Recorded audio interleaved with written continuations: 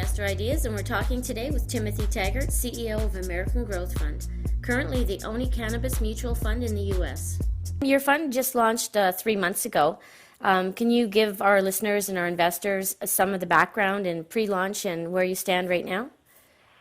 What I did is I took an existing product and went to the shareholders of that product and asked them for an investment objective change, which they agreed to, and that we went effective, I think, last part of July with the new investment objective change.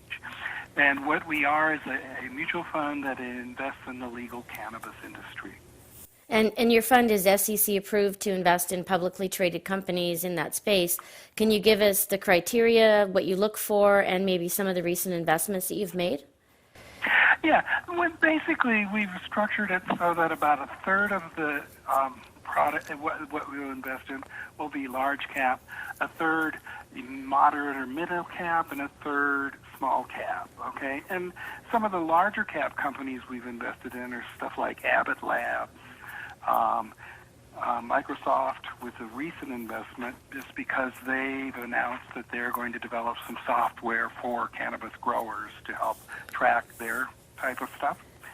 And Miracle Grow is another one of our large cap investments, and they're in getting into the hydroponic business. Some of the smaller ones we invest in, there's a real estate condo type company that's publicly traded that is putting together real estate for grow operations. So that's one of the smaller ones that we've invested in. We've also invested in some security companies that support the cannabis industry. And are you investing only in U.S. companies, or are you looking globally at all? We're right now only invested, Miracle Grow is a Canadian company that's traded on our exchanges over here. But right now it's all U.S. companies. We have looked at some Canadian companies, but we don't invest in the channel business, and some of those Canadian companies are in the channel business. Okay, and can you talk a little bit about the market opportunity and the growth in the U.S. Following the recent election and some of the new states that have legalized it either medically or recreationally, and what kind of numbers are being forecasted with this new change? Well, before the present administration, the forecasts were it's a $2 billion industry right now, and by the end of the decade, or 2020, it's supposed to grow anywhere from $20 to $22 billion.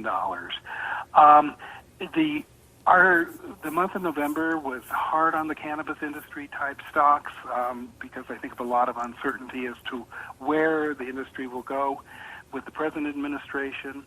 I think at least the medical end of it will survive, and it's my understanding that Donald feels that a lot of this should be put back at the state level, which is where I think it should be too.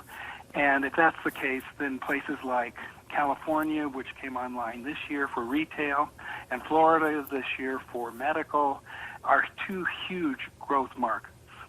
And what do you see as the biggest hurdles, and also in contrast to that, the biggest opportunities in the sector for the short term? For short term, I think the biggest hurdle is the banking industry. Right now, banks will not take any money that's related to the cannabis industry, and that is a problem for a lot of the industry that's out there, the $2 billion that's presently out there.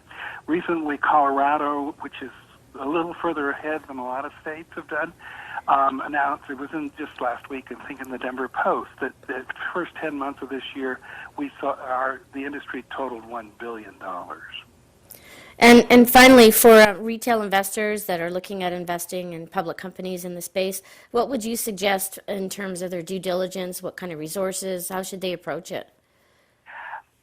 For the retail investor that's looking at the cannabis industry, especially at the smaller cap stuff, a lot of those are just, they're very small companies, they're very volatile, they're very risky. And so I would encourage the retail investor to look at that as a very risky product and invest in that sense. Some of the larger cap ones, like Abbott Labs, those are large companies, and that's a different investment decision. I've seen with some of the small cap ones, though, the risk is there, but the reward is pretty high too. Some of them have actually performed very well, especially some of the Canadian ones. They've had great performance. So I understand the risk reward is there, and definitely to do their due diligence. In final, if somebody wants to learn more about your mutual fund and get a hold of you, what's your website and how can they contact you directly? The phone number is 800-525-2406, and the website is agfseries2.com. Oh, perfect. Thank you very much, and hopefully we can do a follow-up in the new year once the new administration is in place and see if there is any change of thought or direction for the industry.